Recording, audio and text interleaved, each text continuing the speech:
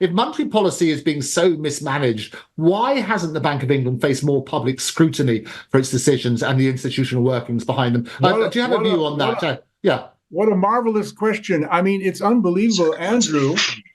First of all, nobody said anything. The media, the MSM, the mainstream media, just kept mouthing whatever Bailey said. Sunak and Hunt did the same. It was sheer idiocy what they were saying. We're combating inflation. No, you're not. You're pouring oil on a Californian forest fire. Nobody challenged it. Okay, step two.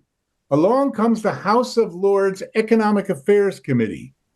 They said, Mr. Bailey, Bank of England, your methods are outdated. Your software is defective.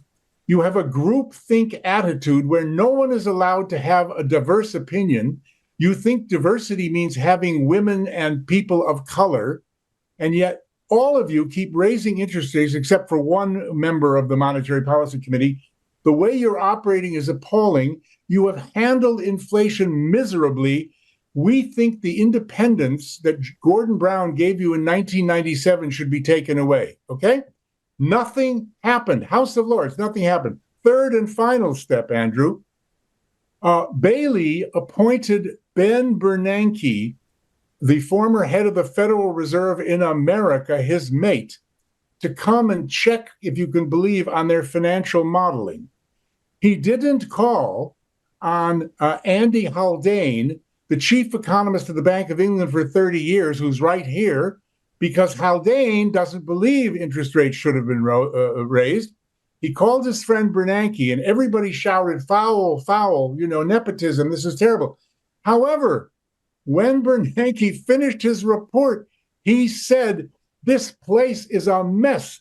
Your forecasting is pathetic. Your software doesn't work. Your modeling is outdated. You suffer from groupthink. You're pretty much useless, and you shouldn't have your independence. And even then, when his buddy turned on him and shopped him, still nothing has happened. This government has done nothing. And here is the most tragic thing.